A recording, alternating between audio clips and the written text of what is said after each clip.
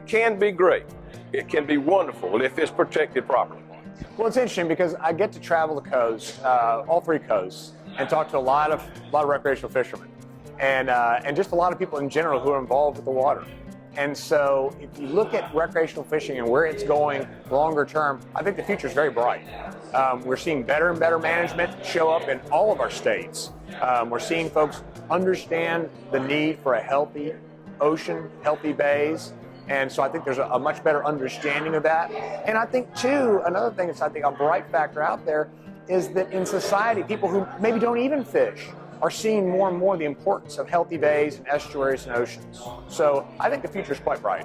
I think it looks good, as long as it's what we call recreational fishing. You know, commercial fishing can potentially get out of control. I'm for small business. I'm for what industry it brings in. But you know, we need to keep the recreational aspect in play and make sure that it's available for generations to come. But I don't think that's going to be an issue there, especially with a group like this. Contributes so much.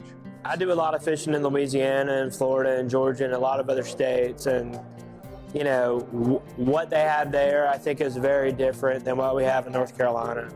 I worry about the future of coastal and recreational fishing in North Carolina, just because, you know, the laws that govern commercial versus recreational fishing is so different than what we have in some of the other southern states.